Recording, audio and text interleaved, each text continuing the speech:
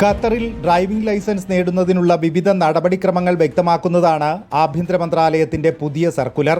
ആവശ്യമായ രേഖകൾ, യോഗ്യതാ മാനദണ്ഡങ്ങൾ എന്നിവയെക്കുറിച്ചും സർക്കുലറിൽ പറയുന്നു. ഡ്രൈവിംഗ് ലൈസൻസിനായി അപേക്ഷിക്കുന്നവർക്ക് സാധുവായ തിരിച്ചറിയൽ രേഖ ഉണ്ടായിരിക്കണം. താമസ പെർമിറ്റ്, വ്യക്തിഗത ഫോട്ടോ എന്നിവയ്ക്ക് പുറമെ കാഴ്ചശക്തി പരിശോധനാ സർട്ടിഫിക്കറ്റും ഹാജരാക്കണം. ലൈറ്റ് വാഹനങ്ങൾ, മോട്ടോർ സൈക്കിളുകൾ, വൈകല്യമുള്ളവർക്ക് വേണ്ടിയുള്ള വാഹനങ്ങൾ എന്നിവയ്ക്കുള്ള ലൈസൻസിനായി അപേക്ഷിക്കുന്നവർ 18 വയസ്സ് പൂർത്തിയായിരിക്കണം.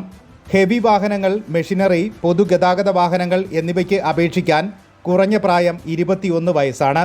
ഡ്രൈവിംഗ് ലൈസൻസ് നേടുന്നതിനായി അംഗീകൃത ഡ്രൈവിംഗ് സ്കൂളിൽ ചേർന്ന് പരീക്ഷകൾ വിജയകരമായി പൂർത്തിയാക്കണം.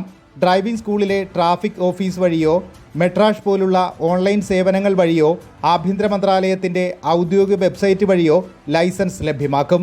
അതേസമയം സാധുവായ ലൈസൻസ് ഇല്ലാതെ വാഹനമോടിക്കുന്നത് ഗുരുതരമായ നിയമലംഘനമാണെന്നും അത്തരം നടപടികൾ റോഡ് സുരക്ഷയ്ക്ക് ഭീഷണിയാണെന്നും ആഭ്യന്തര മന്ത്രാലയം ഓർമ്മിപ്പിച്ചു.